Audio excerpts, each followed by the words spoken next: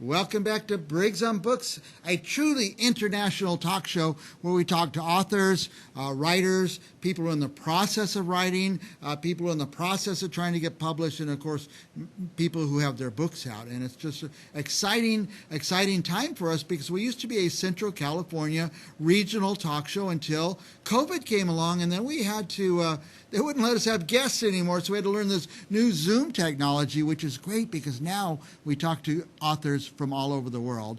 And I want to introduce our next guest. Our guest is Payal Sareen. Welcome, Payal.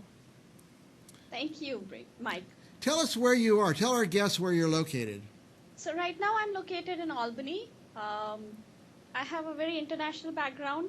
I grew up in India. I also traveled around the world as a child. I went to Africa and then I grew up in Mumbai.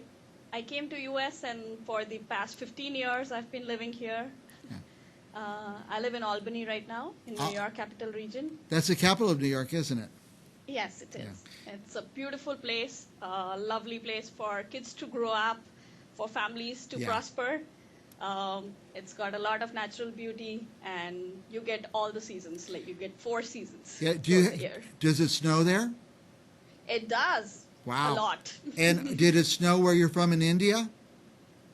No. Yeah, because we don't. I'm from Mumbai in India, so it's more like Florida. Yeah, we don't have snow.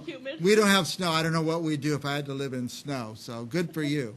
It's actually a very nice experience. It is. Now you've been working on a book for a while, but not just a book. You have a whole series. Tell us what's going on. So I started early. As a teenager, I started working with some social working organizations, and I got to an exposure to understanding relationships, people's mentality, and all of those things at an early age.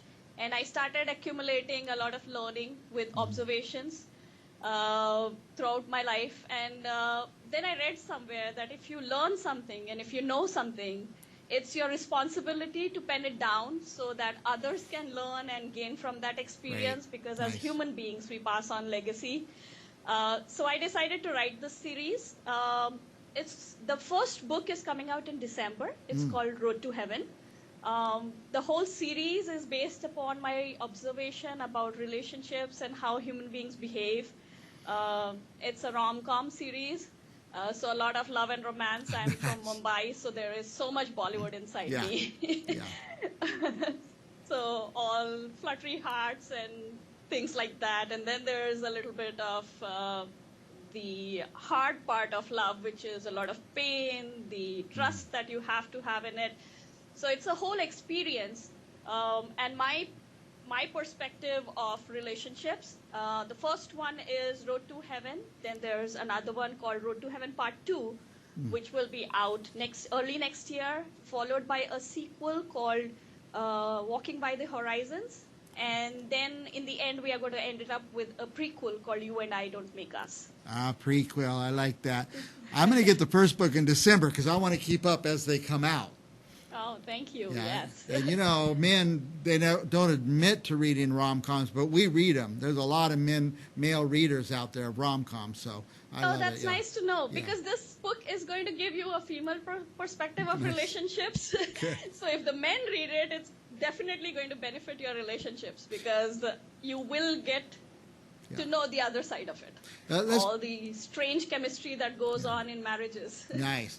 Now, there is a Bollywood phenomenon. I love anything Bollywood. I like to watch all the movies and stuff. It's becoming very popular here in America for people to kind of follow that culture and learn from that culture and say they're just like us over there, which is wonderful. Oh, that's lovely. And it's very surprising, Mike, but when I came to US and I started meeting people and talking to them, that was my experience as well. It's the same mentality, the same kind of people, the same feelings, same emotions, the same lifestyle. It's just east and west, the difference between a warm region and a cold region. That's all. It's just the seasons that change. The geography has changed, but people across the world, I think, feel similar and think in more similar ways that one can actually realize. Yeah, more than we realize, that's for sure. Now, who's going to read this book? For me, I think anybody above the age of 12 should Okay. read this book. Should read it. Okay. Because it's going to give you a very positive spin. For example, I'll just take this. This is not related to my book, but this is just a thought, just my way of thinking and looking at things. For example, they say don't eat fish on Fridays, or like there are different beliefs across the world, and many people just discard those beliefs, calling them blind faiths. But I would say that these are still faiths. Yeah. And if people can have faith and they can believe in it, and if it gives them happiness, then why just discard that thought? Right. Just live with it, accept it, embrace it. So this book is is highlighting a lot of those thoughts as well. It's basically going to give you a positive spin, the ability to submit yourself in a relationship and have unbreakable faith. Some level of unbreakable trust is what is going to keep a relationship going. We see in the present times there are a lot of divorces. Like 3 of my friends got divorced, and which is not really a very good thing.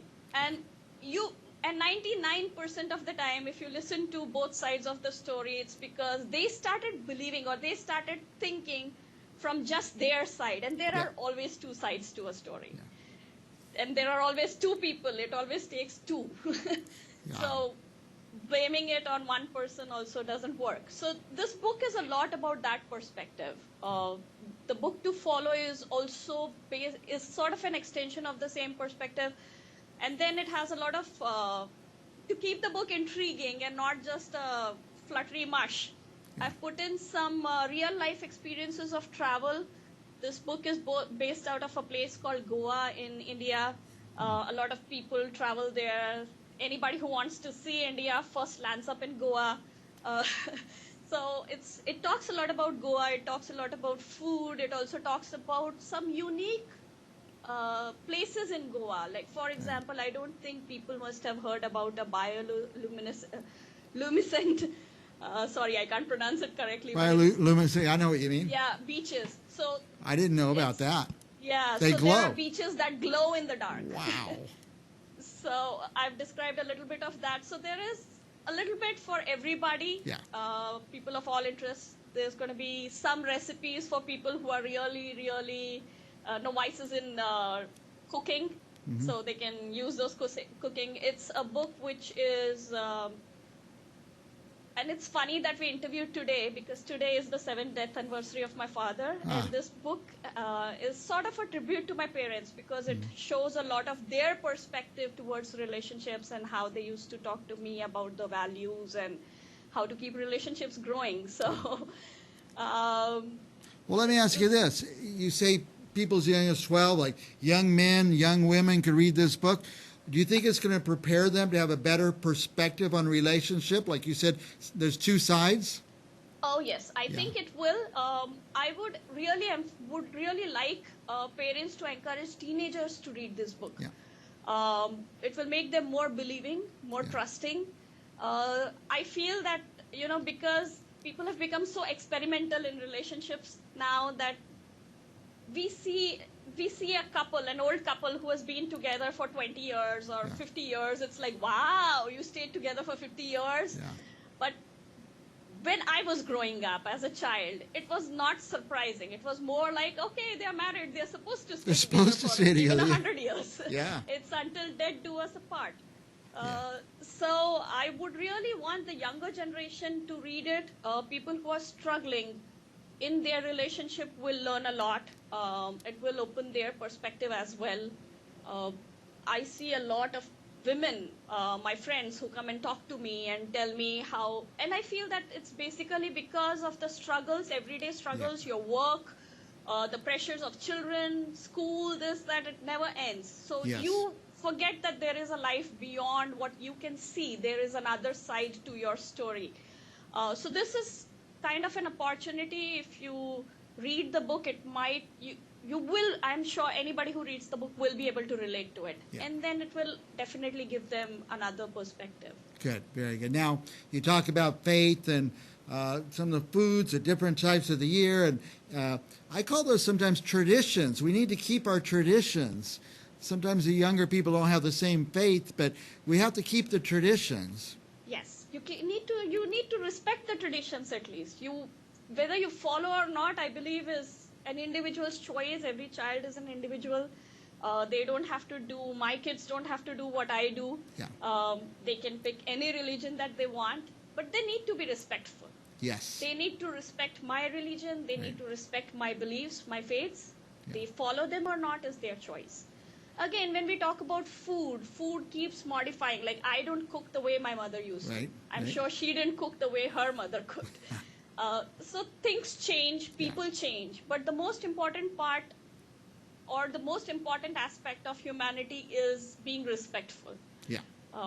That's good. So that is something that I have tried to also illustrate, paint a picture through my words.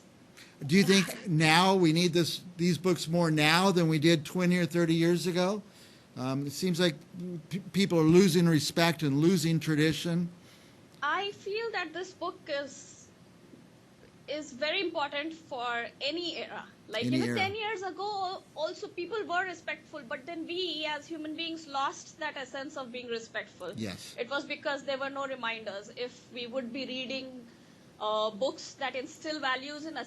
So there are all of these religious books that instill a lot of values in you, Yes. but then they are stereotyped as boring. Not many people want to read it. Yeah. So integrating it with a modern style of thinking, putting in some comedy into it, giving it another spin of Yeah. romance. Probably I thought, like, knitting it into a story might help.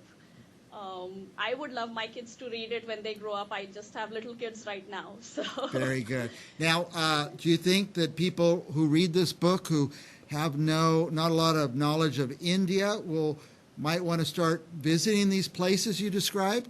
I would definitely think that, Yeah. because I already Goa want is to. one of my favorite places. I already want to visit just from your short description here. I can't wait to thank read your you. book. Yes, it is a lovely place. And my plan is to keep going. Like, the part 2 will describe another place across the Nice. world. I go every few months to Newport. It's one of my favorite places to visit within the New England area. So one of my books is going to describe a little bit of New England, the food, the culture, the richness of the Nice. wealthy back in the time of the Very Gilded good. Age. Well, Payal, you are inspirational. I'm excited to read your book. I probably wouldn't have read it if I didn't hear you talking about it in this very passionate way. So I'm glad you're on the show. And as we get closer to December, I want you to come back on the show. Thank you so much. I would love that. Any And last thank thoughts? you for giving me this opportunity. It's my pleasure. Any last thoughts for our viewers? Please follow me on Instagram, on Facebook. I will update the link to my website when it comes Okay. out and keep you posted. Until then, I try to keep my readers engaged by putting in little thoughts or little scripts from my books and my writings. I also do a little bit of Nice. poetry every once in a while. That's great. So your feedback is most welcome. Nice. Please reach me out on my social media pages. And By the way, for our viewers, I have it on the screen for our viewers. Payal, Sareen. I went to Facebook, typed that, and it popped right up. Very easy to find. Instagram, we have it, MS_PALLO. yes, we pronounce it as Miss Pallo. Miss Pallo. Pallo is my nickname given Nice. to me by my friends. And So. put the underscore, MS Pallo, MS_Pallo. It's on the screen, and that's where we found her. I told my producers, find me interesting people. They went to her Instagram and found her. That's why she's on the show. Thank you, Payal, Sareen, all the way from Albany, New York. We'll be back with more Briggs on Books, another Thank author, you. right after this.